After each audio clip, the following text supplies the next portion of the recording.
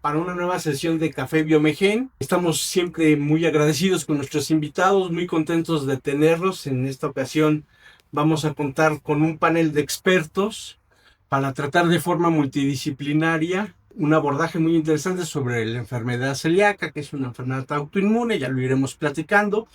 La idea del Café Biomegen es siempre acercar al grupo de expertos al público general, así que esperemos que sea una plática que sea muy agradable para todos, muy en confianza, muy entre amigos.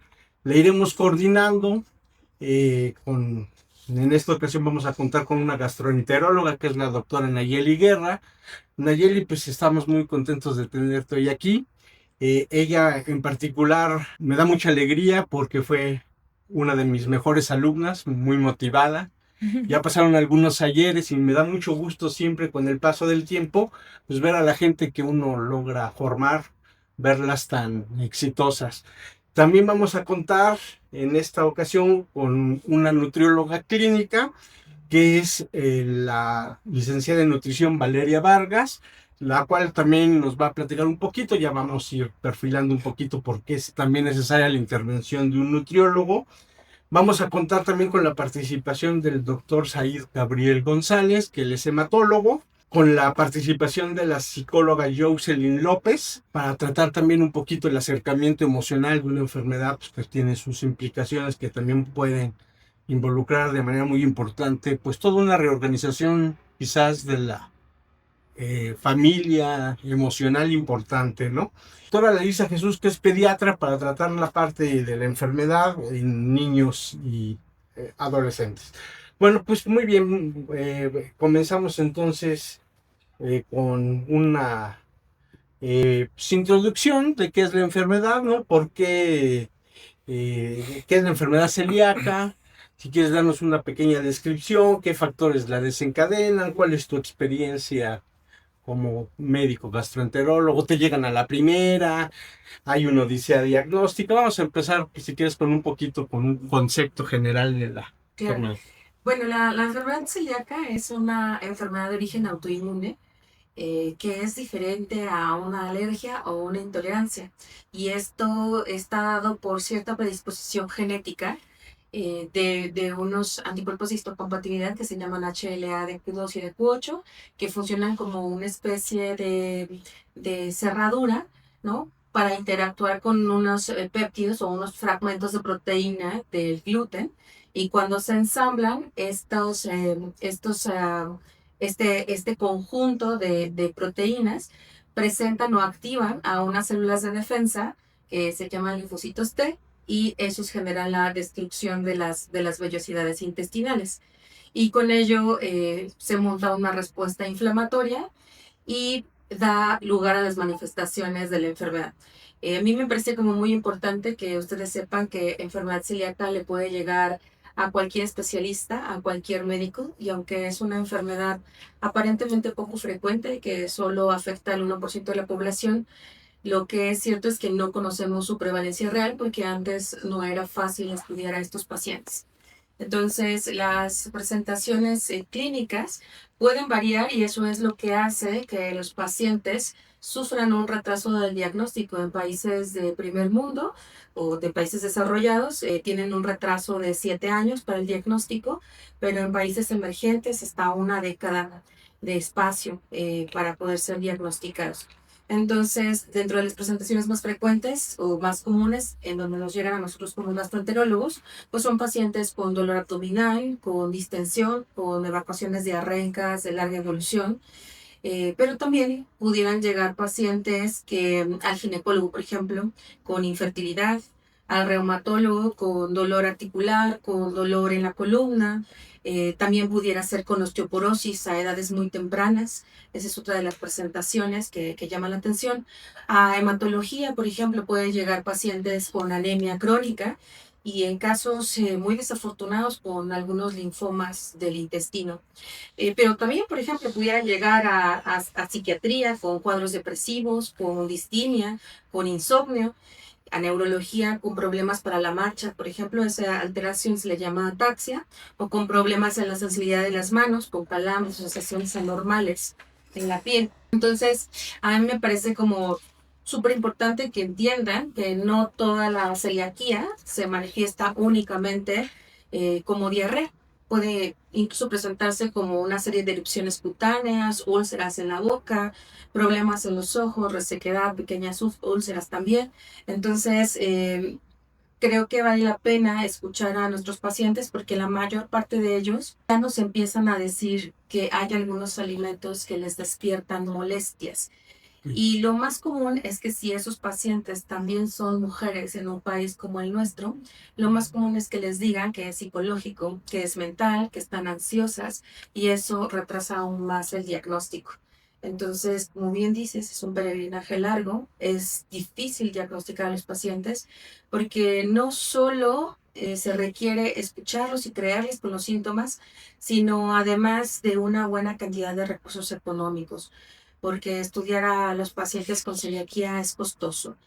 Yo creo que de momento uno a momento que se diagnostica, pues estarán invirtiendo alrededor de bajita la mano unos 15, 20 mil pesos, ¿no? Entre laboratorios de serología, si no tienen el perfil de libro para que caigan allí en el diagnóstico, pues además estudios endoscópicos que son invasivos, que generan días de incapacidad y estamos hablando que también es una enfermedad que genera muchos días de falta o días inhábiles en pacientes jóvenes. Esta es una enfermedad de pacientes jóvenes. Y creo que también otra de las principales causas, que ya también nos dirá Larisa, pues es que también a veces no se diagnostica en las infancias y eso hace que a veces pase desapercibido un niño que no está ganando peso, que tiene restricción del crecimiento, que está como muy sutil, que se queja de dolor abdominal. Yo lo con varios de mis pacientes adultos y la mayor parte dice es que yo soy delicado de la pancita desde chiquito, me daba diarrea cada rato y lo normaliza.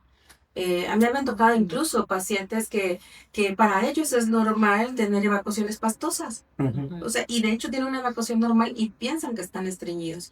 Entonces eso creo que probablemente en unos años en donde los estudios de laboratorio serológicos sean más accesibles, quizás podamos ver un repunte en los casos de enfermedad celíaca porque los diagnosticamos un poco más, ¿no? Muy bien. Y bueno, también creo que tiene que ver con las teorías de los desencadenantes ambientales para el desarrollo de esta enfermedad, porque pues el 40% de nosotros puede tener estos genes positivos, pero no a todos se nos encienden estas enfermedades. Entonces ahí es donde vienen todas las teorías como de los dobles golpes inmunológicos, por infecciones gastrointestinales virales, por ejemplo, o con los alimentos ultraprocesados que tienen un alto contenido de gluten en los panificados, mucho más porcentaje de gluten habitual de lo que había en el pan de hace 20 o 30 años. O sea que podríamos hacer un resumen y decir que primero que nada la enfermedad celíaca es sistémica. Sí. O sea que nos quedamos cortos con los especialistas que invitamos porque podríamos haber invitado neurólogos, reumatólogos, etcétera, ¿no? Sí. Es una enfermedad que afecta a todo el cuerpo. Lo segundo que podríamos resumir es que hay un desencadenante medioambiental, lo cual genera un modelo, ¿no? Un modelo para las enfermedades autoinmunes, tanto diabetes mellitus tipo 1 como artritis reumatoide. Se sospecha que más o menos opera de la misma manera, que probablemente hay un desencadenante medioambiental que también quizás tenga que ver con permeabilidad en el intestino y que desencadena una respuesta de este tipo. Sin embargo, no se conoce el desencadenante medioambiental. La ventaja de la enfermedad celíaca pues, es que el desencadenante medioambiental se conoce muy bien y es una proteína que es el gluten, ¿no?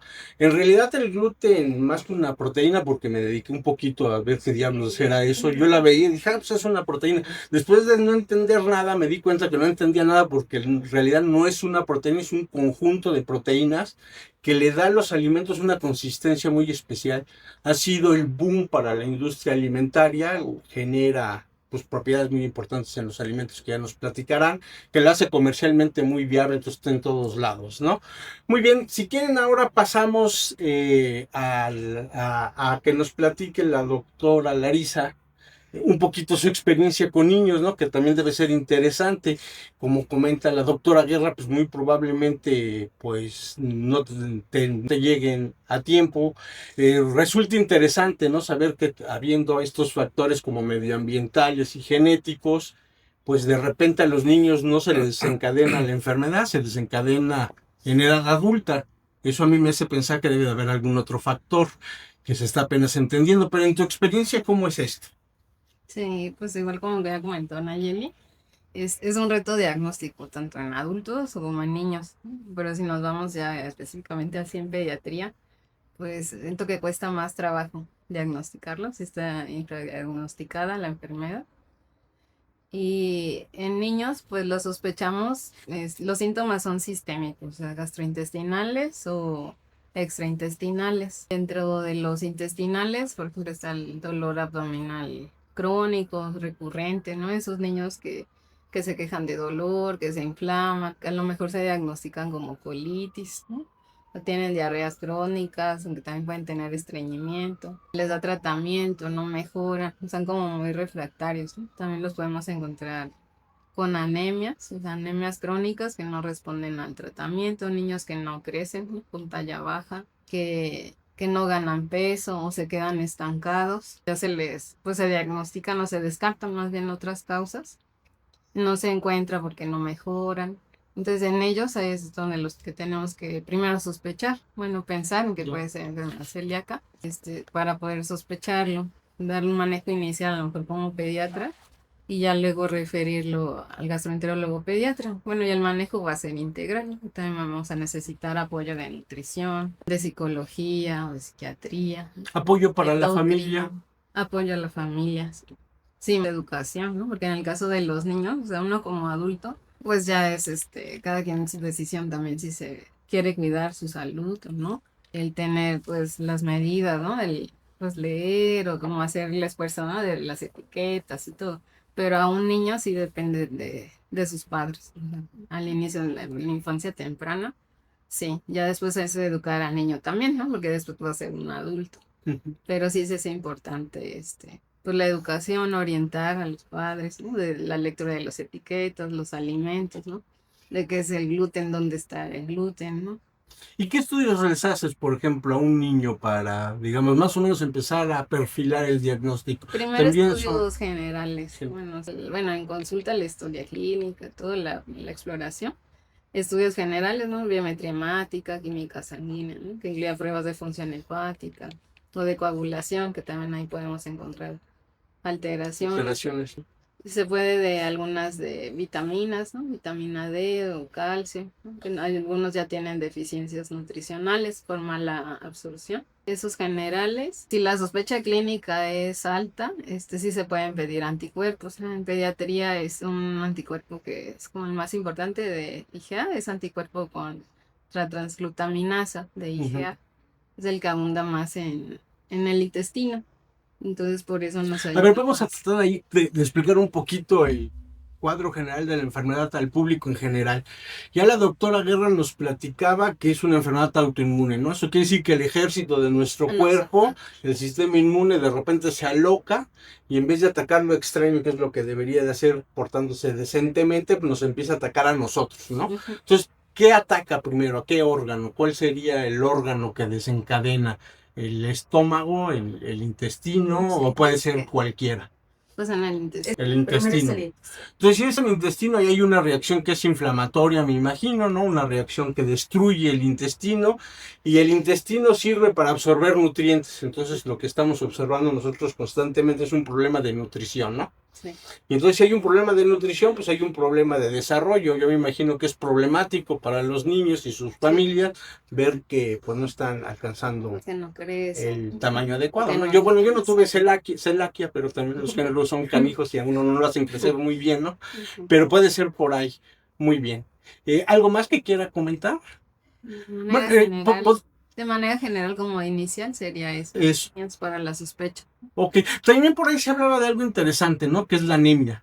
Entonces también tenemos un hematólogo. Doctor Saí, si nos quieres platicar por qué estás aquí, que... Porque me trajeron. No, no es bastante interesante el concepto de la frecuentemente la anemia que vemos en esta enfermedad es una anemia por deficiencia de hierro.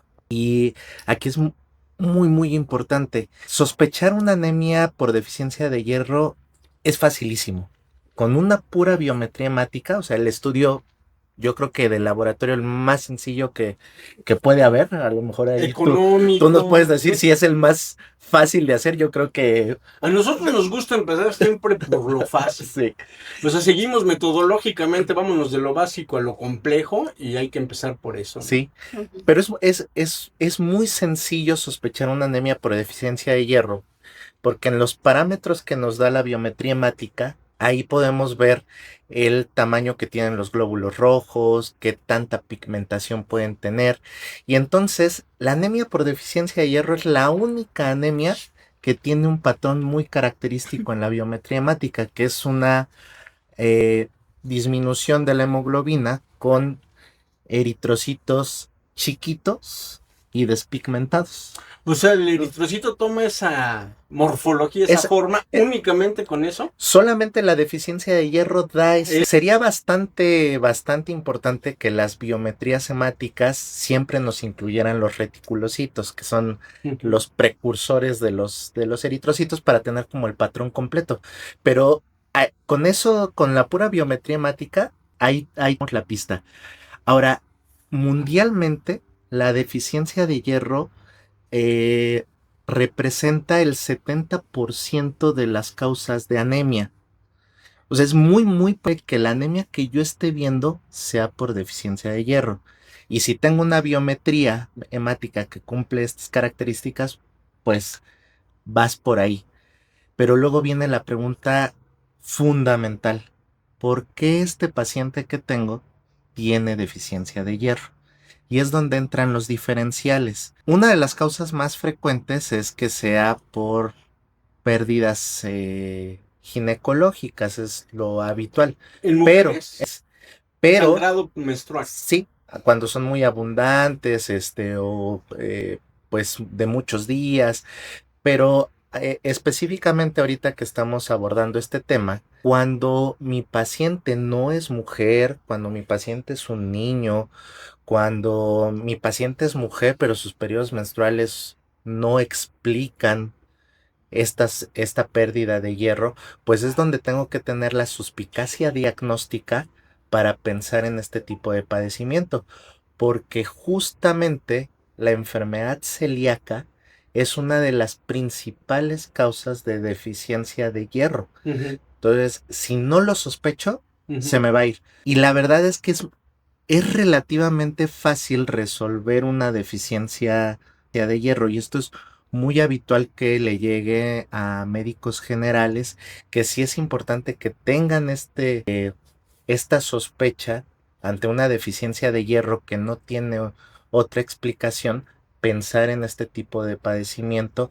para diagnosticarlo, porque pues va a necesitar varias cuestiones diagnósticas y varias modificaciones en su estilo de vida.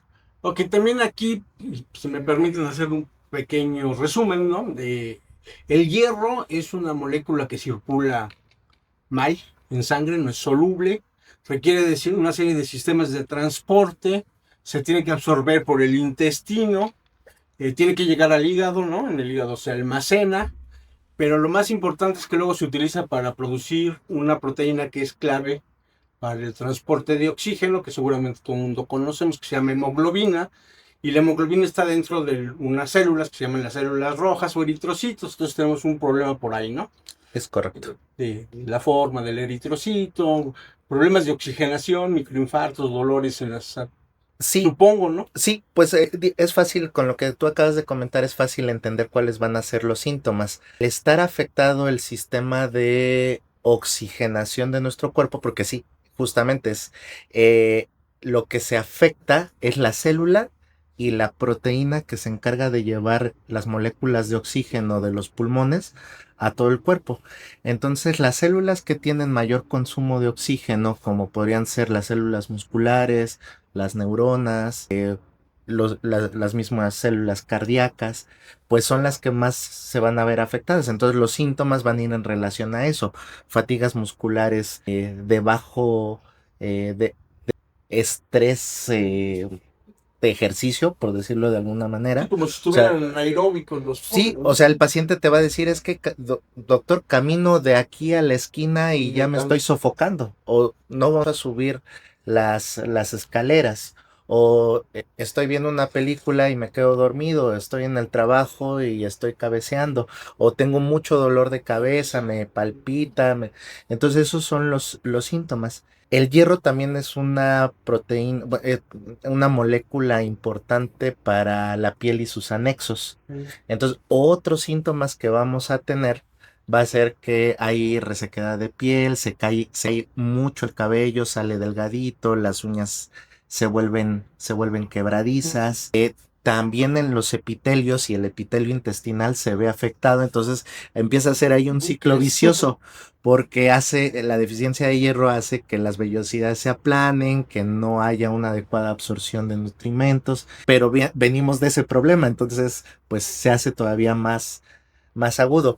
¿Y por qué no responden los pacientes cuando se les diagnostica esto? Porque justamente como el intestino está inflamado y las vellosidades no cumplir su función, pues más hierro que se les dé de forma oral no se absorbe. Entonces, este tipo de pacientes, la forma de tratarlos es con hierro intravenoso. Sí, supongo que no hay otro remedio, ¿no? No hay forma. Estos pacientes no van a responder o van a responder pobremente al hierro oral.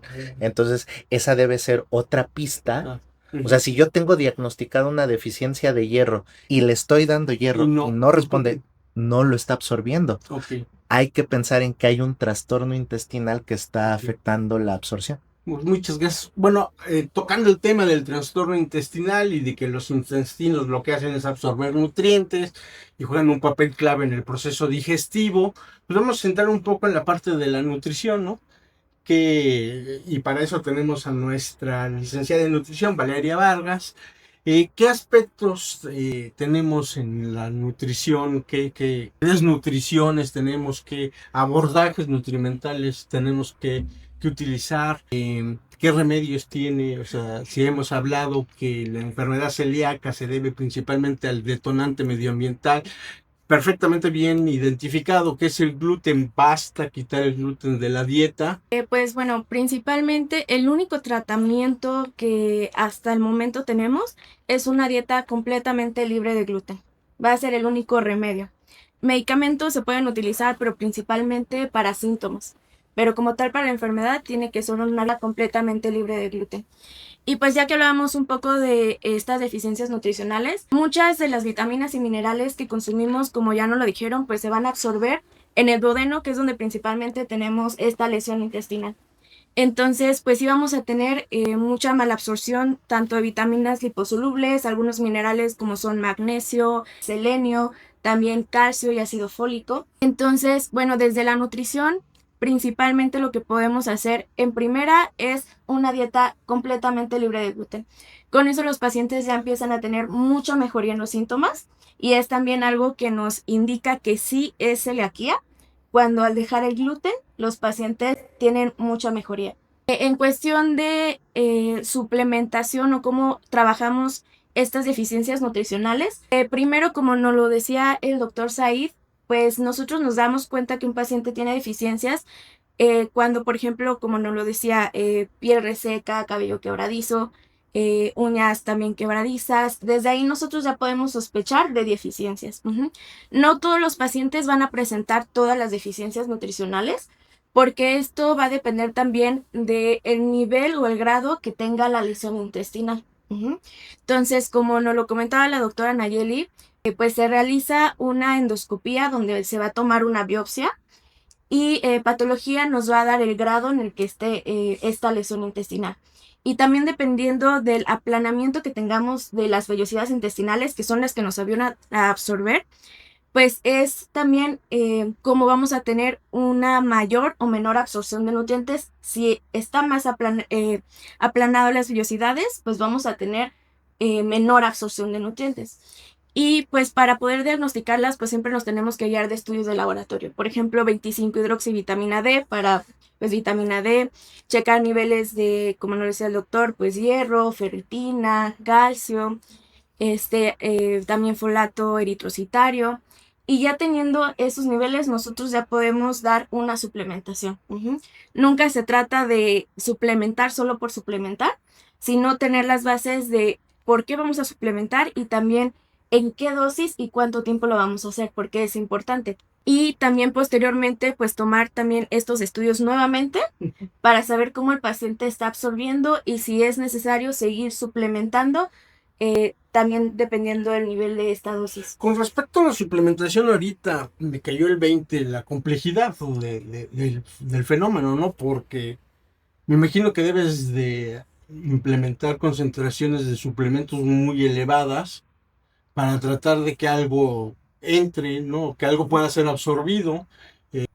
Finalmente, pues el hierro tiene que ser intravenoso. Me imagino que algunas cosas como los folatos, y si los dos están involucrados, pues deben estar también involucrados problemas neurológicos. Entonces, para distinguir una cosa de otra está complicado, ¿no?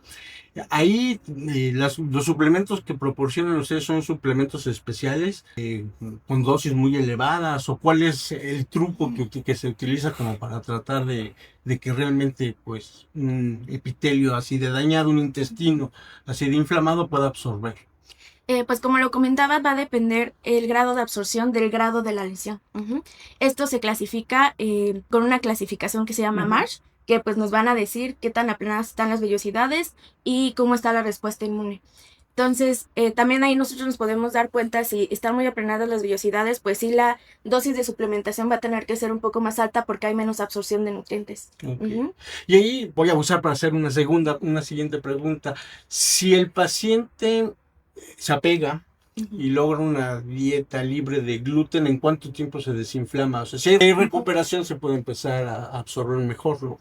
¿En cuánto Pues tiempo? algunos estudios más o menos hablan de una recuperación aproximadamente entre 6 meses a 2 años, dependiendo el grado de la lesión. De la lesión. Sí, yo vi algunas fotografías y la verdad es que las lesiones son como para preocuparse. Bueno, no son muy claras, ¿no? Muy evidentes. No necesita ser un opatólogo para ver que realmente ahí está pasando algo.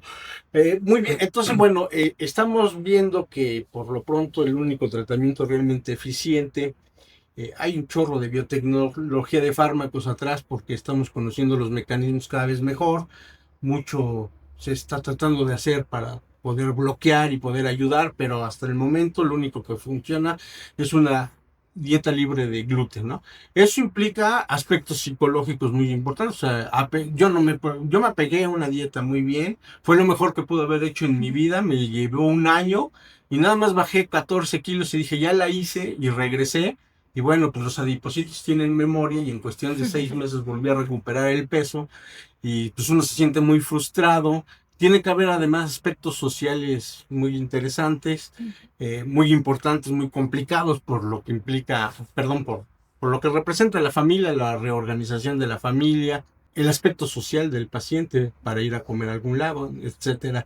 Entonces, para eso, pues te haría la pregunta, ¿cuál es la experiencia que tienes? Si tenemos a la psicóloga Jocelyn López, que nos platiques un poquito cuál es tu intervención, ¿no? Pues bueno, ahora, ¿por qué psicólogos también? Ok, bueno, pues creo que es importante también tener en cuenta que, pues bueno, actualmente, y creo que siempre debió haber sido así, no podemos hacer esta distinción entre cuerpo y mente.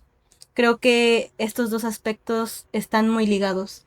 Entonces creo que no podemos dejar de lado el impacto emocional que puede generar en los pacientes el atravesar un diagnóstico de este tipo, ¿no? Entonces, ¿cómo interviene la psicología dentro del diagnóstico? Pues justamente, ¿no? Ahora sí que trabajar con ellos este impacto emocional que tiene, ya por como lo comentaba, porque pues se viene un total cambio en el estilo de vida, ¿no? Algo que antes ellos, creo que lo que más se pierde en estos casos, pues es ese disfrute de comer. Algo que se hacía espontáneamente, algo que se hacía con normalidad. En el momento que se tiene el diagnóstico y que te dicen, oye, ok, ya te dieron a conocer el diagnóstico, ahora te tienes que acomodar a esta dieta estricta. Entonces, el cambiar ese estilo de vida que antes tenías, ahora tomar decisiones de qué puedo comer, qué no puedo comer, que si puedo ir a tal reunión, que si esto, porque hay un total cambio, ¿no? Entonces creo Por no que decirle de groserías a la suegra porque te dice, ¿no? Que la salsa no tiene gluten y resulta que sí lo tiene, debe ser complicadísimo. Sí, justo, ¿no? Marcos. Y como lo mencionan, ¿no? Hay mucha frustración, hay mucho estrés, hay mucha, e incluso se pueden tornar una depresión, ¿no? Porque la persona a veces se puede aislar, o sea, la persona a veces dice, mejor me evito conflictos, no quiero ser carga, no quiero conflictuarme con los demás porque no entienden por qué yo no puedo comer eso y ellos sí, y prefiero no ir. Entonces los pacientes empiezan a aislarse, empiezan a alejarse de su familia y creo que algo que mencionó muy importante también en estos casos es justamente la falta de información que hay. O sea, creo que no muchos conocemos o conocen lo que es la enfermedad celíaca y creo que eso permite que haya una falta de empatía. Justamente, no creo que alguien que va a algún lugar, asiste a alguna reunión y es como que o lleva su comida o pregunta si tiene gluten el alimento, siempre tiene miradas de, o sea, qué payaso, ¿no? Como que no come Se bien, ¿no? piensa que es una moda, ¿no? Que es Ajá, o como sea, un alimento libre de transgénico, ¿no? Pero aquí no es eso, ¿no? Aquí es ajá. claramente un asunto de salud. Sí, y justamente no es algo que el paciente haya elegido, o sea, Ujú. es algo, una condición que como lo dicen es biológica, ¿no? Entonces, creo que la parte emocional juega un papel muy fundamental en este proceso, tanto para adherirse al tratamiento, tanto para afrontar la situación y el diagnóstico que está viviendo, tanto como para contribuir y tener estos recursos y herramientas para poder aprender a vivir con el diagnóstico Oye, y que ¿atiendes niños? este O sea, ¿te llegan deprimidos los niños? es mucho. ¿O con problemas de conducta? Sí, hay muchos niños que llegan con muchas alteraciones en el estado de ánimo. No he tenido el gusto de atender niños con este trastorno, bueno, con esta enfermedad, pero sí he tenido experiencia con niños. Muy bien, bueno, vamos a regresar un poquito a la parte de gasto, a ver si te parece. O sea, ya quedamos que hay un desencadenante ambiental, que es una proteína compleja, que es el gluten, que está en todas partes, porque es una proteína que le da propiedades muy interesantes a los alimentos. Comentabas de manera muy clara en tu intervención, doctora Guerra, que un factor genético, ese factor, y que hay también una serie de diagnóstico que tiene que ver con pruebas de serología.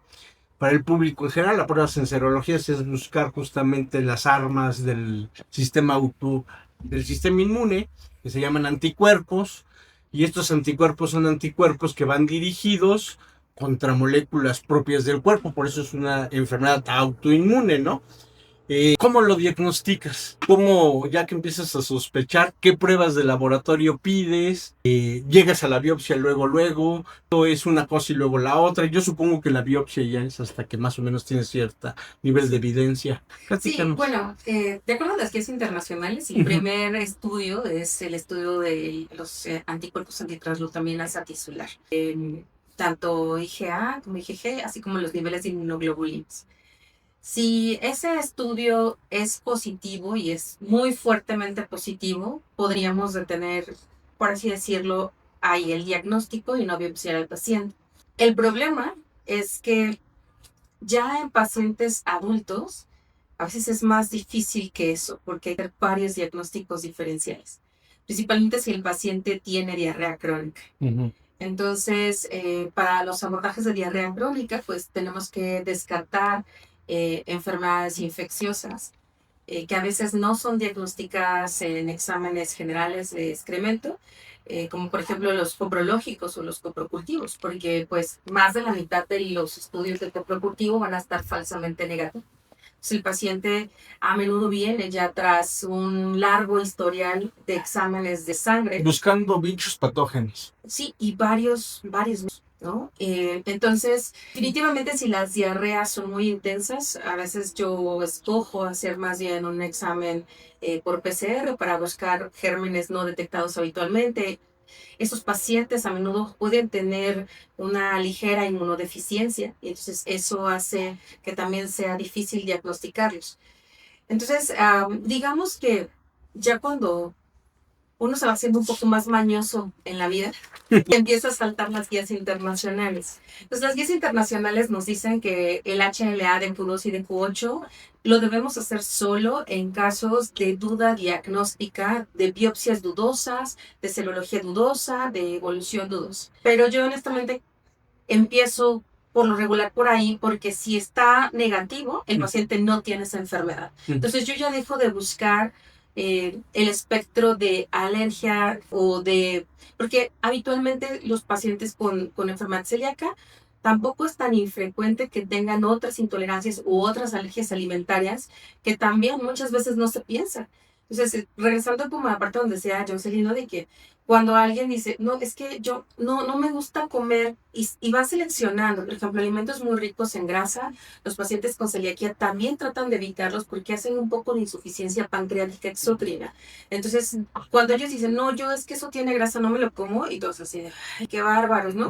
Y cómetelo. Entonces, los pacientes tienen síntomas de manera muy inmediata, con náusea, con vómito, con plenitud, con saciedad. Entonces, en esa historia, también si tú vas escuchando al paciente, puedes empezar a identificar si tiene más de un alimento que le pueda estar dando alergia, porque los síntomas son muy intensos. Y de hecho algunas veces no siempre se manifiesta con urticaria, no siempre se manifiesta con vómito o con diarreas. O sea, a veces es como una sensación de malestar. Algunos hacen síntomas disautonómicos, se hipotensan, vomitan. O sea, son grados bajos de anafilaxia. ¿Llegas a hacer algún estudio de IgG, Sí, de alergias? sí, existen tanto estudios para alergias como estudios para intolerancias. Entonces es donde te platicaba que poder abordar a un paciente de estas características empieza a ser muy costoso. O sea, porque Hay que buscar. sí, claro, el panel de infecciones, el panel de alergias, el panel de intolerancias, estudios endoscópicos, el HLA. O sea, normalmente el HLA,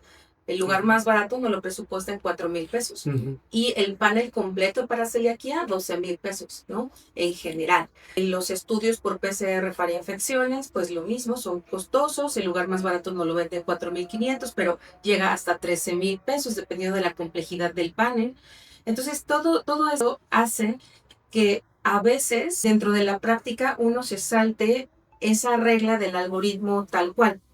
Y vas a empezar a escoger un poquito por allá para poder saber qué línea vas a seguir. Porque en México el dinero casi siempre es un problema. Y entonces el abordaje de estos padecimientos, cuando el paciente llega con una lista larga de páginas negativas y tú sigues sin decirle exactamente qué tiene, se frustra. Y eso es muy peligroso porque puede abandonar el camino diagnóstico y volverlo a empezar de cero con otro médico. Entonces, eso creo que es peligroso y potencia aún más el retraso para el paciente. Entonces, si esto fuera una pregunta para examen de gastro, maestra, anticonsultamiento septicular, IgG e IgA, ¿no? Y luego, o sea, hay una discusión ahí en medio, ¿no? De que si el paciente mejora sin gluten, no quiere decir que es celíaco. Y claro, por supuesto, porque es un gran espectro. O sea, muchas veces vemos a los pacientes en ese espectro y puede ser intolerancia al gluten no celíaco, atrofias de vellosidades relacionadas a sensibilidad al gluten. Y tenemos en el último espectro del abanico al paciente con celiaquía. Pero, por ejemplo, algo que tienen en común es que la mayoría de ellos tienen algún HLA positivo. Entonces, claro, si no tiene un HLA de Q2 positivo y una transglutaminasa tisular por arriba de 10 veces punto de corte, no se le cuenta. Entonces, no tienes eso, va. ¿Y entonces qué va a pasar con esa persona? O sea, porque el tratamiento, casi yo siempre se lo digo, el tratamiento es el mismo, dejar el gluten, independientemente del espectro de intolerancia o inmunogenicidad que tengas, te vas a sentir mejor sin gluten. Entonces, creo que lo importante es que el paciente se sienta bien. Y claro, la importancia de saber exactamente cuántos ya son celíacos, ¿no? Es para poder prever las complicaciones a largo plazo. Y la más preocupante, pues osteoporosis temprana, linfoma intestinal, problemas nutricionales severos, ¿no? Entonces, independientemente o comorbilidades con enfermedades autoinmunes asociadas, ¿no? Como hipotiroidismo, como espondiloartropatía, como artritis, como lupus, enfermedades hepáticas, porque a veces también es confuso, porque vemos pacientes que parecen tener una hepática per se y en realidad es una celiaquía porque alteran elevación, o sea, tienen un patrón característico de elevación de enzimas, pero también hay algunas enfermedades hepáticas que pueden estar ligadas a celiaquía. Entonces, como te decía, es un escenario difícil y costoso. Entonces, yo en general si tuviera que aconsejarle a mis compañeros, ¿no? no gastroenterólogos, sería que tal vez si hablen con su paciente, que nos sirve muy bien el HLA para tener un valor predictivo negativo. Si el paciente no lo tiene, dejas de buscar por ahí y dejas de invertir dinero por allí y haces los otros diferenciales de atrofia de vellosidades que pudieran estar relacionadas o que sean extendidas y otras enfermedades que pueden generar diarreas, ¿no? O enfermedades multisistémicas. Entonces yo sí creo que puede ser un buen punto, aunque todavía no está autorizado dentro de las guías internacionales. Pero claro, hay paneles de expertos que ya discuten su utilidad porque el costo se ha disminuido. Entonces, el problema con esta enfermedad es que no se puede masificar. Los estudios aún son muy costosos para que se masifiquen. En algunos lugares del mundo, de hecho, hay algunos exámenes que se hacen en el consultorio en saliva para poder saber si el paciente tiene riesgo, y si sí sale positivo, entonces les mandan a hacer todos los estudios especiales. Eso por acá es un sueño. Igual que los estudios en orina para ver si hay contaminación cruzada para este grupo de pacientes, lo cual también es muy retador. Que si Biomigen quisiera traer, estaría fantástico. Eso que comentas está súper interesante, porque de repente creo que es menester, también es importante recordar que si bien la medicina tiene que ser una medicina basada en evidencia, es una medicina científica, la realidad es que un buen componente de esto es también como arte, ¿no? Juega un papel esencial la intuición, y los algoritmos y las guías internacionales pues muchas veces están perfilados para realidades socioeconómicas pues que no son las nuestras, ¿no? Pues muy bien, pues vamos, ¿cómo se llama? A continuar un poco con con esto, y déjenme hacer aquí también un pequeño resumen, ¿no? Es que resulta interesante, estamos hablando de gluten, una proteína o un conjunto de proteínas ahí que están presentes en los alimentos, principalmente en la cebada, en el trigo, ¿no? Principalmente en el trigo, cebada. Centeno y trigo. ¿No? Que es una parte muy importante de nuestra dieta. Y sin embargo estamos hablando de autoanticuerpos contra la transglutaminasa, ¿no? O sea, ¿qué pasa ahí? Bueno, pues resulta que un poco las proteínas cuando entran en el estómago y pasan al intestino se degradan.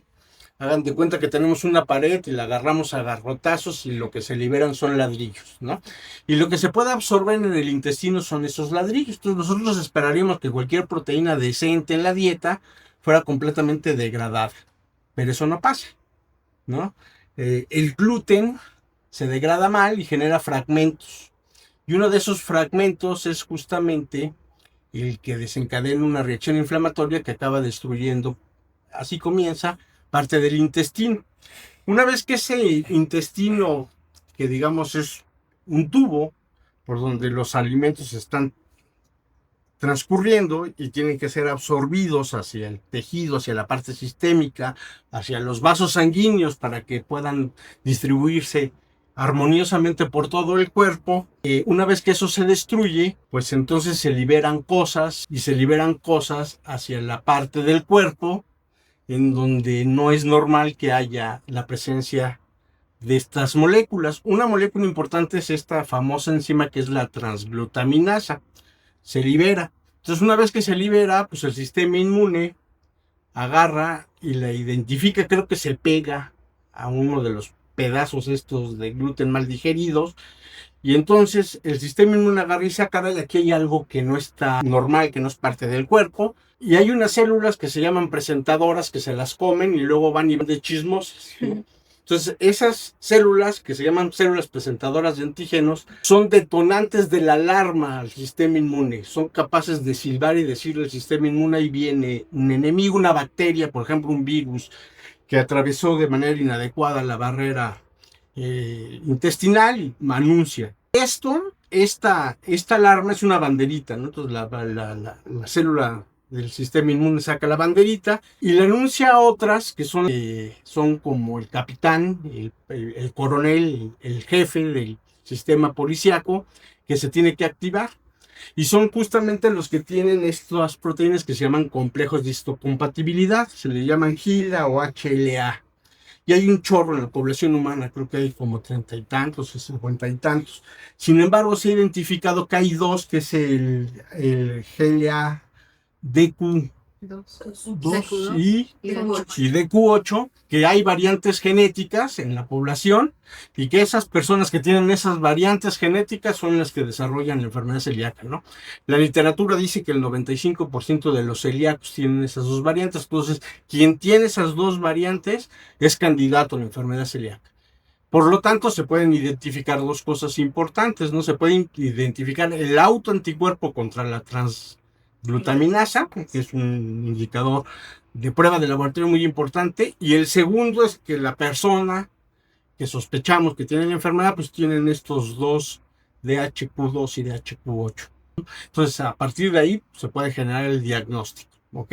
Ahora, quisiera hacerle la pregunta a la doctora Larisa, si en los niños, que me imagino que es horrible, se hace biopsia, o tenemos un algoritmo bastante más humanizado, como para agarrar y decir, no, pues esto es celiaquía, y nos hacemos la biopsia y nos vamos por un tratamiento Sí, sí, diferencial sí hay diferente. casos específicos que cumplan ciertos criterios en los que se puede evitar la biopsia, ¿no?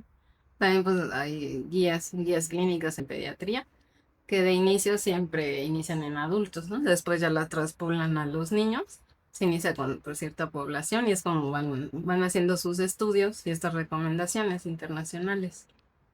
En los niños, pues precisamente porque son como más pequeños, son más vulnerables, a lo mejor sí soy como que con un poco más de cautela, cuidado, para saber quién realmente sí tiene esa sospecha, o a quién tienes que descartar, o a quién lo vas a referir, buscar por otro lado.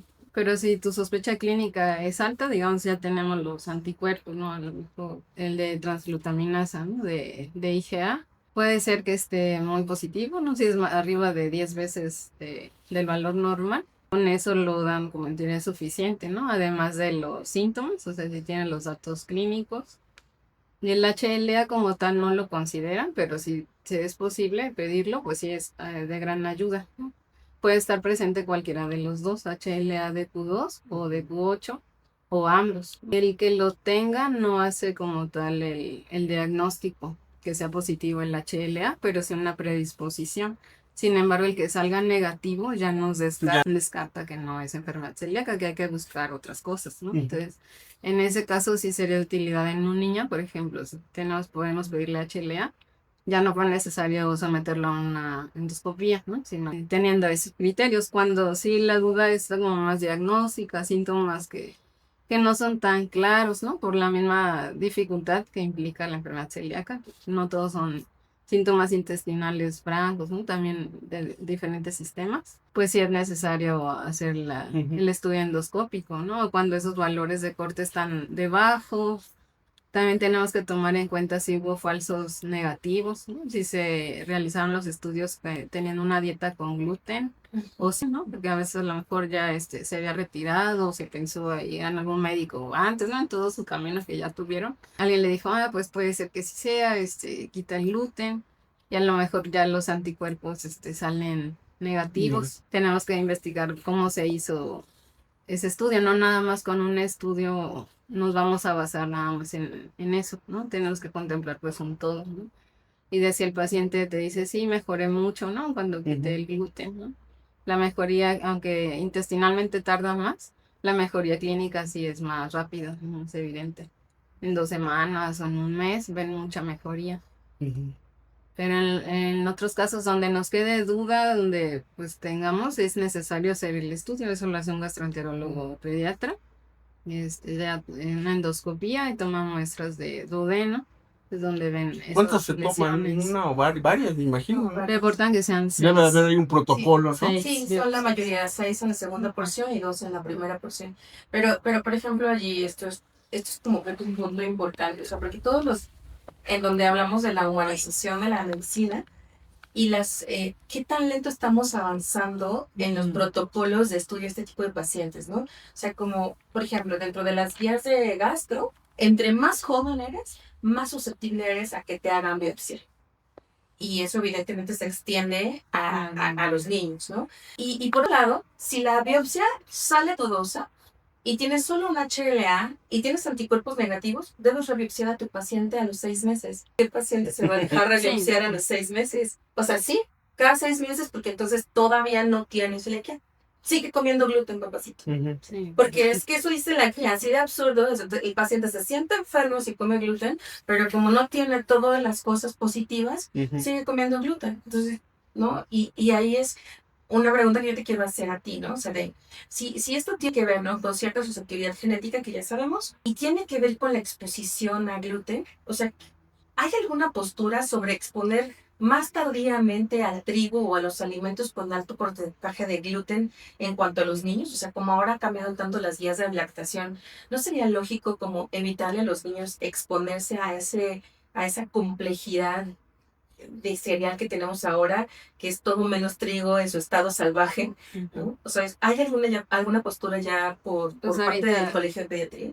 En las guías, no, así que revisé, o sea, las guías europeas, y sí, las que ya tenemos establecidas, no hay ninguna que diga que no consuman trigo, ¿no? O familiares, por ejemplo, de primer grado que ya están diagnosticados, son grupos de riesgo, por ejemplo, si ya tu mamá de un niño o papás si tienen ya diagnosticados con biopsia, toda enfermedad celíaca, tienen un hijo, no dice que no le den trigo, o sea, dicen que inicies normal, o sea, su alimentación complementaria, le expongas al trigo, al gluten, hasta que tenga como algún síntoma o al año y medio, entre el año y medio y los 2 años, ya le busques estudios. Eso sí tienes que hacer un tamizaje.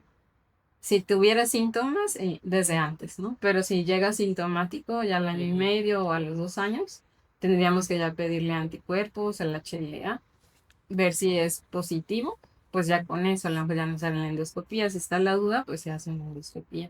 Pero sí, finalmente, pues las guías, pues son guías, pero ya depende mucho del juicio clínico, pues sí, de su criterio, el criterio médico, y de cómo está respondiendo o evolucionando un paciente. Pues la audiencia va a perdonar, pero yo tengo el carácter de ser medio obsesivo. Entonces me puse a leer un artículo que me llamó mucho la atención. Agarraron 213 pacientes y les buscaron, bueno, fueron 213 pacientes intencionados, que intencionalmente eran DHQ2 y Q8 positivos. Y niños recién nacidos y el gluten un año y se dieron cuenta que no desarrollaba. O sea que parece que podría ser una alternativa en un futuro precisamente. A mí me llamó un poco la atención porque también he visto algunos estudios de IgE, de alergias, que hacen lo contrario. Sí. Empiezan con el cacahuate como una especie de vacuna a entrenar el sistema inmune, pero con muy bajas dosis. Y luego parece ser que eso también es... Eso sí, bueno, hay estudios publicados en cuanto a alergias alimentarias, por ejemplo, del cacahuate, no sé, de la nuez, las fresas, que no se eviten esos alérgenos, sino que al contrario que se introduzcan, pero sí en pequeñas cantidades, como para que su sistema inmune los empiece a reconocer. Entonces, es que aprende, sí, ¿no? Eso es bien interesante decirle al público. Que el sistema inmune se confunde, ¿no? Pero no sé muy bien por qué se confunde. Sí. Pero el modelo está bien interesante, ¿no? Porque parece ser que sí se confunde por una exposición a alguna molécula extraña del medio ambiente que se debe de parecer mucho a una propia, ¿no? Entonces de repente entre atacar lo extraño y lo propio hay una confusión, pero todavía eso no está claro. No se sabe exactamente en qué momento es como que ocurre eso. A lo mejor si fueran como esas pequeñas cantidades, ¿no? Controladas, aunque estuviera predispuesto, puede ser que nunca la desarrolle, ¿no? Siguiendo un poquito la lógica de las vacunas, ¿no? Pero es multifactorial, ¿no? O sea, del medio ambiente, de la microbiota, la genética, obviamente. Intestinal. Bueno, ahora que tocas la microbiota, creo que es el momento para también platicar un poco acerca de eso. Aquí hay un factor que es muy interesante, ¿no? O sea, si tenemos el desencadenante ambiental que es el gluten, tenemos la respuesta autoinmune, la presencia de estos autoanticuerpos que van dirigidos, que provocan inflamación, pero nos encontramos que más de la mitad de la población no desarrolla la enfermedad en la etapa infantil, la desarrolla en la etapa adulta. A mí eso me dice, como científico loco que siempre he sido, que hay un tercer factor. Y ese factor, pues es el factor de moda, ¿no? O sea, ya no sabe uno qué tanto confiar en eso. Yo sí confío mucho, a mí me gusta, creo que es la microbiota. ¿Nos platican algo de la microbiota? ¿Quién quiere entender? ¿Qué papel juega? La pregunta concreta es: ¿qué papel juega la microbiota en el desarrollo de la enfermedad celíaca? En realidad no hay un desequilibrio específico relacionado a la enfermedad celíaca.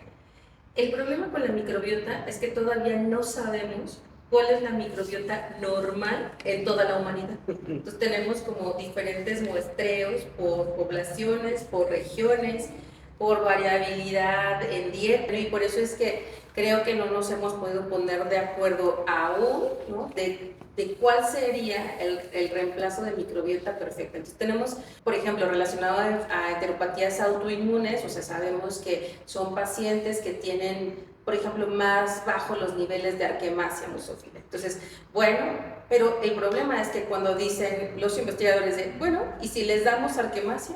¿Quién sabe? No hay suficiente evidencia. Entonces, no hay evidencia para sustituir Arquemasia, aunque ya la estés cachando, aunque todos los pacientes con enteropatías autoinmunes la tengan baja, nos quedamos a la mitad del camino porque no sabemos en qué parte de la población debería ser normal tener específicamente eso.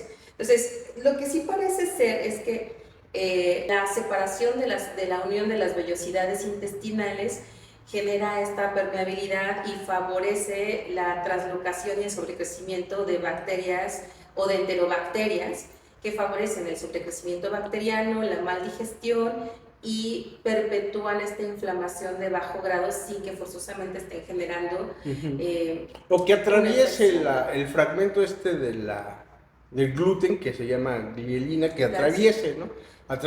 Tiene que atravesar por ahí porque por las células no atraviesa. Pero sabes, o sea, que pareciera que es como más bien este doble golpe inmunológico más que favorecer la inadecuada presentación, o sea, porque en teoría estos HLA que son altamente afines a la gliadina, o sea, es como por defecto, si están esos positivos y está ahí, se pegan y es como se desencadena la respuesta inmunológica. Por eso no todos desarrollan la enfermedad, ¿no? Entonces, digamos que en ese sentido, o sea, sí juega un papel importante, creo que nos ayuda mucho más para diagnósticos diferenciales, ¿no? O sea, diferenciales de dolor abdominal, diarrea, etcétera, para sobrecrecimiento bacteriano, nos ayuda también bastante, ¿no?, para infecciones y para saber también, pues, factores de riesgo en cuanto a microbiota para desarrollar otras enfermedades como la enfermedad inflamatoria intestinal.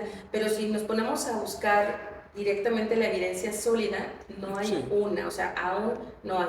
Y quienes tienen más experiencia en eso son nuestros compañeros pediatras y nosotros estamos tomando prestados sus estudios y extrapolándolo en adultos porque realmente los que tienen más experiencia en eso son ellos, ¿no?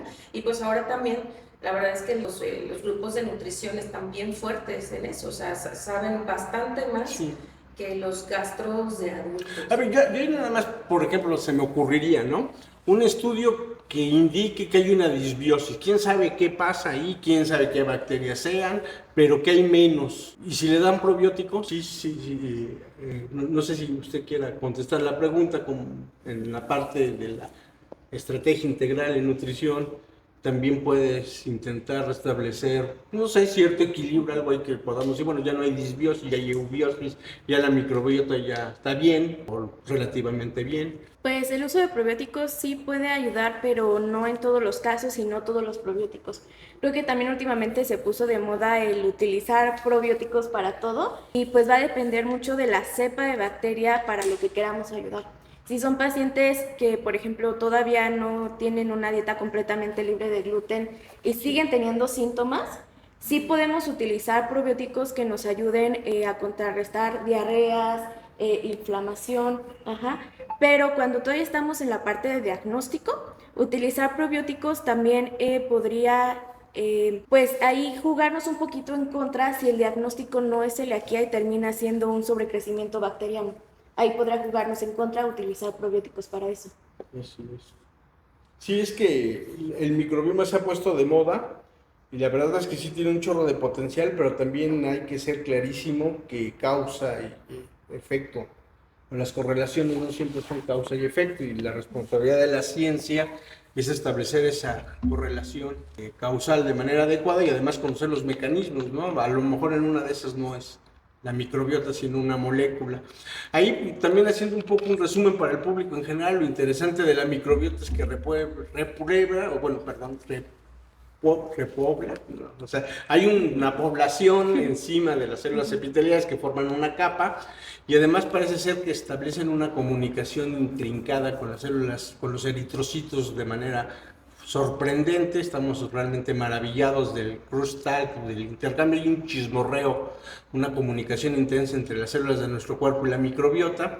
Y en ocasiones cuando llega a pararse ahí alguna bacteria que es patógena, pues lo que ocurre es que las uniones que mantienen juntas a las células epiteliales para que no haya filtración y obligar a los nutrientes a pasar por las células epiteliales, que ese es un proceso de digestión normal, hay unas proteínas que las mantienen como cemento, unidas unas a otras, ahí no pasa más que agua y alguno que otro ion, cositas muy pequeñas, pero cuando hay una bacteria patógena se ha visto que se produce una comunicación y ahí hay una proteína que se llama solurina, que abre estas cosas justamente para permitir que haya filtración de agua y nos provoca diarrea.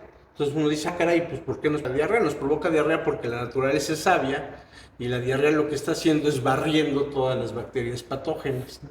Entonces también por ahí pues se está estudiando esta parte de la permeabilidad y qué tanto la permeabilidad influye, ¿no?, en otras enfermedades autoinmunes. Bueno, eso sería pues también un poco un resumen. Otra pregunta que tengo aquí en el tintero para el doctor Said, que a mí un poco, siempre las relaciones de la causa y el efecto siempre han sido como... O sea, yo supongo que a ti en muchas ocasiones te llega un paciente celíaco con anemias y de ahí lo refieres al gastro o hacen, ¿no? Y al revés, o sea, que el gastro sea el que ya sabe que tiene la enfermedad y que hay un problema anémico. También es importante tu participación y cómo sería esa participación. Pues, en mi opinión, cualquier médico puede manejar sin problema una deficiencia de hierro. Vaya, hay que tener nada más conocimiento sobre esta situación, ¿no? En el entendido de que si tengo yo este padecimiento, ya me llegó a mí de primera instancia, lo tengo bien identificado, saber que si el paciente tiene anemia, no le puedo dar hierro oral, no va a funcionar, ¿no? De hecho, hasta a lo mejor puedo agravar síntomas si yo le doy hierro oral, porque el hierro oral es muy irritante y además lo que no se alcanza a absorber de hierro, pues llega al intestino y las bacterias fermentan el hierro. Entonces, pues el paciente se distiende todavía más, se llena de gases, entonces, pues puede tener todavía más síntomas gastrointestinales por el hierro oral. Entonces, si el médico que está atendiendo tiene conocimiento, sabe calcular el déficit de hierro, entiende que tiene que ser una administración de hierro intravenoso, que ahí pues hay una variedad de diferentes formas de hierro intravenoso y sabe usarlas, pues adelante. Pero si haces este acto consciente de sí puedo, sí sé, adelante. Si no, yo creo que lo conveniente sí sería derivarlo a algún hematólogo para que pues hagamos el cálculo del déficit de hierro, y ya definir con el paciente qué tipo de hierro vamos a ocupar y cómo lo vamos a administrar, porque el cuidado que hay que tener con el hierro intravenoso es que es alergénico. Es lo que te iba a preguntar, que no debe ser tampoco fácil, ¿no? Pues son concentraciones elevadas. Sí, fíjate que como dicen Naye, también ya es un poco de maña de cuando te empiezas a ser viejo. ya le empiezas a saber por dónde, ¿no? Entonces, las moléculas de hierro intravenoso que ocupamos son, las moléculas de hierro están asociadas a un azúcar. Como quelante, como transportador de... Para que se pueda transportar. Entonces tenemos hierro dextrán, carboximaltosa férrica, sacarato férrico, son las que hay, por ejemplo, aquí en México. Entonces, son moléculas grandes. Entonces, si no se sabe administrar y lo pones muy rápido, el paciente se prende rápidamente, hace una respuesta y empiezan con síntomas, y vaya, puede llegar a ser, sí pueden llegar a ser un choque anafiláctico. No es lo frecuente, lo habitual es que se llenan de ronchas, empiezan con molestias altas respiratorias. Entonces hay que suspender el hierro, manejar el cuadro de la respuesta alérgica, y ya que se tiene controlada se puede reiniciar el hierro, porque mucha de la respuesta inmunológica que tenemos a la hora de infundir el hierro es por la velocidad de infusión, qué tanto le estás metiendo en ese momento. Entonces, bueno, ya bajas tus velocidades. Entonces, bueno, si tienes, contestando a tu pregunta, si tienes experiencia, si sabes hacerlo, pues sí, podría hacerlo cualquier médico que tenga estas características. Si no, pues sí, la verdad es que la recomendación sí sería, pues a lo mejor pasarlo al hematólogo para que haga la reposición. Y ya en la medida en que se empieza a manejar la enfermedad celíaca y se empieza a desinflamar el intestino, pues poco a poco el paciente irá recobrando esa capacidad absortiva y la presencia de déficit de hierro va a ir cada vez siendo menos frecuente, porque hay que entender eso, que el paciente se va a tardar 2 años en estar desinflamado, y en esos 2 años nos va a volver a hacer deficiencia de hierro. Entonces no va a ser nada más de tratarlo una vez, va a requerir a lo mejor varias aplicaciones, y todo va a depender también que también se porte, porque el problema está, a ver, si a ti te dijeran hoy, ya no comas pan, pues es que No, sí primero- está, pues es que primero sí está, pues es que sí está difícil, ¿no? Primero Y es que, celíacos. no, pero te lo digo porque sí pasa. O sea, tenemos pacientes que se portan muy bien, 1 año y medio, van Sí, perfectamente bien, y no, pues es que ya necesitaba comer algo, ¿no? Entonces se inflaman, ¿no? Ya que hay varios puntos también que determinan el apego a una alimentación libre de gluten. Normalmente pues los pacientes concuerdan mucho, y también lo puedo contar de mi experiencia porque yo también tengo enfermedad celíaca, que varios puntos van a determinar el buen apego a un plan de alimentación libre de gluten, que en primera, ¿cómo podemos adquirir estos alimentos? ¿Sí? Estos alimentos que suelen suplir los alimentos que convencionalmente suelen tener gluten, como son principalmente panes, galletas, pues ahorita podemos encontrar algunas marcas de algunas opciones, pero también los sabores y consistencias no son las que esperábamos de lo que estamos acostumbrados. Entonces eso también pues nos afecta tanto en cómo nos vamos a pegar a no comer gluten, cómo nos puede afectar también psicológicamente tengo antojo de un pan y voy y me compro el pan y sabe horrible, y además Han son mejorado, productos. Pues hay de las marcas y también de los gustos. Hay pacientes que ciertos productos les gustan mucho y otros no les gustan para nada, y viceversa. Y también pues, como lo comentaba, afecta también psicológicamente, porque pues al yo esperar comer algo que no me sabe bien, pues también me decepciona, ¿no? Y me frustra también el no poder conseguir algo con el sabor que yo ya quería anteriormente. Oye, y estaba eso está bien acostumbrada. interesante. ¿Hay algún abordamiento terapéutico para motivar y que el paciente se sienta a gusto con la dieta? ¿Hay algún trabajo que se puede hacer desde la Pues psicología? Conductual, ¿no? Porque finalmente es la remodelación de la conducta. Y yo no creo mucho en eso, pero sí he visto ya evidencia de terapias conductuales, eso que empieza a tener evidencia seria, de que sí existen formas de agarrar y hacer una serie de procesos que puedan remodelar un poco la conducta del paciente. ¿Tienes ahí por algo de experiencia?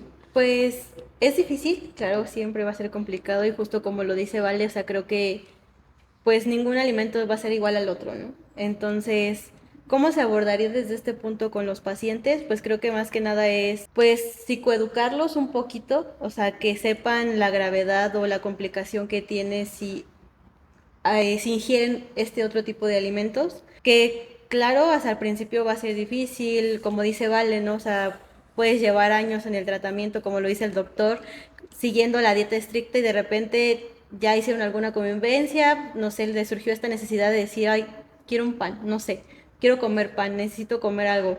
Vas y buscas algo que lo sustituya, ves que el sabor no es igual, pero bueno, creo que con ello se refuerza mucho esta parte del como el control o el manejo de ese impulso a lo mejor, ¿no? Porque es como de, a ver, o sea, te lo puedes comer, ¿qué te va a ocasionar en tu cuerpo? O sea, decir eso, quieres volverte a sentir de esa manera, a lo mejor no se hace tan agresivamente así como de, ¿te quieres volver a sentir así? No te lo comas, ¿no? O sea, creo que eso no se trata de ese lado, pero sí se concientiza un poco sobre los efectos que tiene el consumir esos alimentos que saben que no pueden digerir, ¿no? Entonces, pues se aborda mucho desde la conducta, desde la psicoeducación, desde que manejar estos aspectos de frustración, brindándoles herramientas, brindándoles técnicas, como para poder controlar esos impulsos, ¿no? Esas emociones. Por eso siento que sí es importante la parte emocional, porque hay muchas implicaciones con todo lo que están comentando ahorita los doctores, pues tanto factores económicos, factores sociales, factores biológicos, o sea, creo que no es tan fácil como que digas, ay, sigue esta dieta y ya, ¿no? O sea, hay que evaluar mucho contexto de la persona y lamentablemente no todas las personas en el mundo que tienen esta enfermedad tienen acceso a todo esto. O sea, ¿qué más quisiera uno que todos llevaran o sea, esta práctica multidisciplinaria de hematología, nutrición, gastroenterología, psicología, neurología, psiquiatría, lo que fuera, ¿no? Pero si nos vamos a la realidad de las cosas, el contexto social no es así. O vas a gastro, o vas a nutrición, o vas a psicología, ¿no? Entonces creo que es importante y creo que el hecho de que se haga o sea, estas pláticas, esta conversación entre nosotros y que se pueda difundir, pues creo que es de gran ayuda, ¿no? Para dar a conocer el tema, para concientizar un poco, para generar mayor empatía con esto, ¿no? Porque pues no solamente depende de la persona que lo padece, creo que hay todo un contexto alrededor que va a sostener que esa persona siga y se adhiera a esa dieta, ¿no? Y que pueda continuar con ese estilo de vida que ahora tiene que llevar, ¿no? Entonces tiene que formar una buena red de apoyo, no solamente le compete a él o a ella como persona que lo padece, sino a todo su círculo, ¿no? Entonces creo que es importante pues concientizar sobre esto, ¿no? Y que pues es algo real, algo que pasa, ¿no? Y que no solamente a nosotros como adultos, sino a los niños. Entonces pues no es algo que sea externo, pero sí se aborda mucho pues este impacto emocional y como en esta regulación de sus conductas, ¿no? Y un punto importante que mencionaba que era la parte económica. O sea, ya la doctora nos había mencionado que tan solo el diagnóstico tiene un impacto económico muy grande y también al llevar una dieta libre de gluten también tiene un impacto económico muy grande. Yo en uno de los artículos que me chuté decía que 257% más cara promedio, o sea, casi 3 veces. O sea, tienes que pensar en triplicar el fondo que le pones a los Es alimentos. casi Está como un cañón, castigo ¿no? social, ¿no? No poder consumir ese cereal.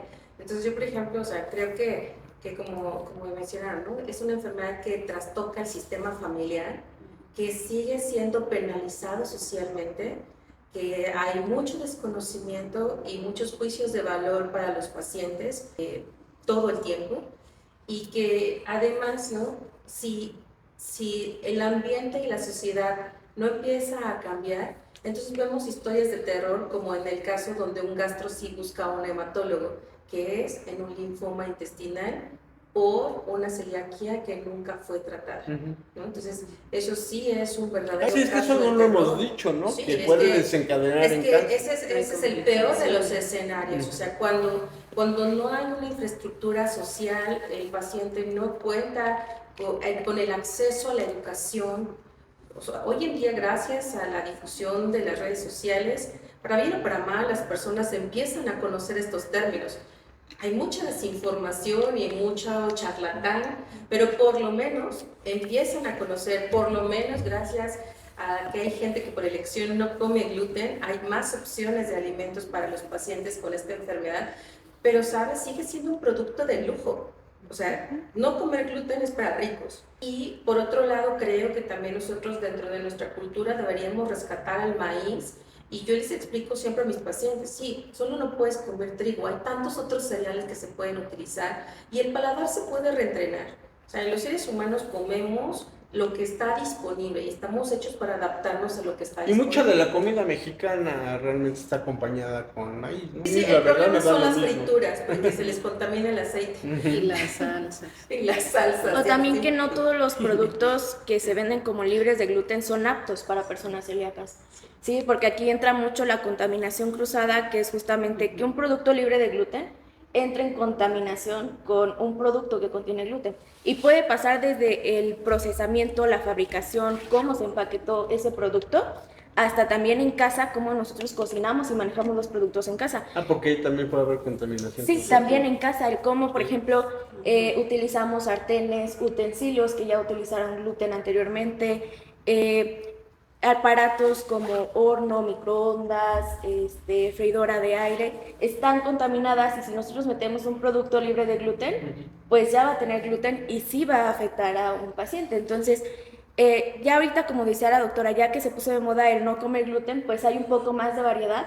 Pero hay productos libres de gluten que no son aptos para celíacos. Para que un producto sea apto para celíacos debe de tener menos de 20 miligramos por cada kilo, o sea, menos de 20 partículas por millón. Pero pues sí, nosotros tenemos que buscar siempre que tenga un sello de certificación que nos garantice que tanto el producto no tiene el ingrediente como no tiene contaminación cruzada. Y sí, son carísimos los productos. O sea, por ejemplo, un kilo de arroz normalmente nos puede costar 30 pesos, digamos, y de arroz libre de gluten medio kilo puede costar 120 pesos. Entonces, también, por ejemplo, se dificulta mucho el apego. Y claro que se puede llevar una dieta como más natural sin utilizar estos productos que encontramos en el supermercado, pero también la variedad que le podemos dar a la alimentación también es muy poca. Entonces eso también termina frustrando a los pacientes, termina hartando el siempre solo tener las únicas pocas opciones para comer, y es cuando recurrimos a comprar estos productos que pues nos pueden dar mucha más variedad, pero también ahí hay un problema en que no es lo mismo llevar una dieta libre de gluten apto para un celíaco que llevarla también pero saludablemente, porque muchos de estos productos tienen aditivos, tienen azúcares o también tienen muchos edulcorantes o grasa que también terminan afectando más la microbiota, o que si su consumo es mayor nos puede después predisponer a otras enfermedades. Sí, es que es una complejidad realmente asombrosa. Pues bueno, pues estamos llegando al final de nuestra plática. Creo que hemos hecho un abordaje muy sabroso. Nosotros en Bioemergencia los agradecemos de verdad mucho. Es el objetivo siempre tener una visión plural e integradora. A mí no me deja de sorprender cada cosa que uno encuentra, la cantidad de vínculos realmente requiere un cambio de paradigma muy importante en la educación y en la formación de todos nosotros para aprender a ser equipos multidisciplinarios. Bueno, no sé si ya cerrando haya quedado algo en el tintero, algo que quieran comentar, que hayan sentido que no hemos platicado, ya como para dar una conclusión final. ¿Algún comentario? Entonces, ¿creen que ya lo abordamos completo? Pues muy bien, nosotros le damos pues las gracias. Creo que además parte de la riqueza de esta experiencia que tuvimos es que muchos de ustedes son celíacos, y poder verlo de primera mano, ¿no? Lo que representa emocionalmente. Espero que esto genere una cercanía importante y mucho más conciencia social, que también es parte de nuestros objetivos. Pues, Yo sí quiero decir algo. por favor, Me adelante. acabo de acordar. Estamos abriendo un grupo de celíacos de Querétaro, lo pueden buscar así en el Facebook. Y también hay ya algunos movimientos para pedir que se puedan enunciar si los medicamentos están contaminados con gluten. Entonces eso también es un gran problema para los pacientes con celiaquía, que no tienen declaración de contaminación de gluten. Entonces, pues... No están obligados No. hasta el momento. ¿En México o en el mundo? No lo sé, tal vez en México. En México no estamos obligados a declarar como el alérgeno de gluten ni la contaminación cruzada. Entonces eso implica como un problema. También recordé que ya hay un impulso aquí en México, en Sonora. Es una ley nacional contra la celiaquía para hacer como más conciencia. Reformas surgió precisamente en una familia que vive con celiaquía, o sea, padres y sus 2 hijos fueron impulsando como movimientos y hicieron una reforma, como una propuesta en la Cámara de Diputados, la aceptaron, ¿no? Y falta que pues se haga como mayor difusión en todo el país para que a nivel nacional se apruebe, ¿no? Y muchas de ellas se solicitan, ¿no? Como que se declaren en los etiquetados, como que sea por norma, que digan si claramente si no tiene gluten, si hubo contaminación cruzada, si se fabrica en un lugar donde procesan otros productos que tienen gluten.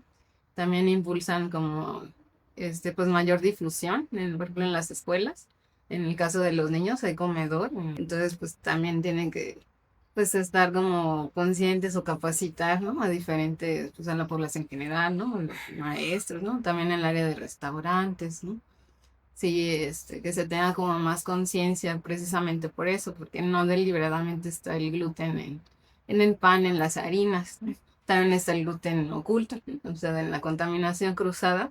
Ujú. Y también es lo mismo, o sea, aunque no se esté comiendo, digamos, el pan, pero si se está uno expuesto a la contaminación cruzada Sí.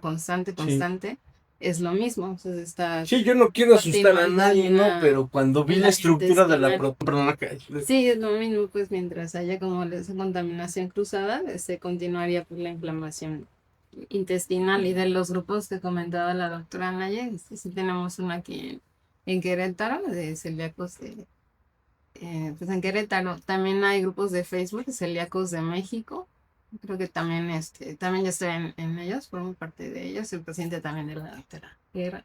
Y también estoy agradecida pues por tener el diagnóstico de esa enfermedad, ¿no? Es importante tenerlo pues para tener un tratamiento oportuno y evitar las complicaciones, ¿sí? Que no es, sí puede haber complicaciones, es Ujú. importante pues saberlo, ¿no? Conocerlas. También hay otro grupo, Acelmex, y otros que he visto, Familias sin Gluten. Hay recetas en YouTube, o sea, que se dedican como para hacer propuestas de, no sé, unos hotcakes o algo, adicionarlos, ¿no? O en el caso también de los niños, pues se les antoja, ¿no? Los pastel o un sí, es que la cumpleaños, alimentación es clave es diferente. Y en la también no organización familiar, aislarse, ¿no? no aislarse, o sea, también porque hay familias que tienen sus niños ya con diagnóstico de enfermedad celíaca. Primero no lo querían llevar como a fiestas de cumpleaños, ¿no? Por lo mismo, ¿no? Por el miedo de que, pues que no puede comer o porque veía se le antojaba, lloraba, ¿no? No lo podían comer. Y lo fueron adaptando porque tampoco es sano aislarse, ¿no? O sea, emocionalmente sí tiene un impacto también. Lo que empezaron a hacer fue llevarlo, llevaban su comida, o sea, investigaban qué iban a dar en la fiesta, ¿no? Como de pasteles, o si le iban a dar pizza o un hot dog, pues llevaban sus alimentos. Ya el niño sabía pues que tenía que comer esos alimentos porque lo demás le hace daño, ¿no? A su pancita. Y lo van como educando, pero no deja de convivir, o sea, creo que eso también es importante. Muy importante. Como dicen, es muy importante poder hacer comunidad, porque pues únicamente ahora sí que solo nosotros nos podemos entender entre nosotros, ¿no? Y como dicen, pues nos terminamos a veces aislando por no querer, pues tener que explicar por qué no lo podemos consumir. Y al tener estas comunidades que nos permiten interactuar entre nosotros, también permite que personas que realmente recientemente recibieron diagnóstico puedan tener un poco de ayuda sobre qué productos, algo de información, algo que podamos ayudarle, porque pues como vimos es un mundo muy complejo donde pues abarca varias partes. Entonces al hacer comunidad, pues si ya me surge a mí una duda, probablemente alguien ya pasó por eso y me puede ayudar, y pues no nos aislamos tanto y podemos resolver estas dudas y también convivir entre nosotros, que pues entendemos por lo que estamos pasando. Sí, muy, muy importante. Pues muy bien, pues una vez más les agradecemos en el alma este esfuerzo. Realmente nos gustó mucho poder convivir, poder aprender y poder platicar con ustedes y entender desde la parte pues clínica, médica, científica y sobre todo humana y personal un problema de esta naturaleza. Y sin más nos despedimos de ustedes. En Biomegen ponemos a dialogar a los expertos para que los pacientes ganen. El video se sube a YouTube. En YouTube podríamos generar una liga a su grupo para también ayudarlos a promocionarlo. Por ahí tenemos un material de la enfermedad con diapositivas por si quieren ver ahí más o menos de manera más visual cómo es la barrera esta intestinal y entiendan muy bien bueno, entiendan un poquito más claro cómo es que se absorben los nutrientes y qué es lo que pasa en la enfermedad. Tenemos una plática como de 35 minutos que también los invitamos a ver. Y pues sin más, nos ponemos a sus órdenes y damos por terminado. Muchas gracias por su participación. Gracias.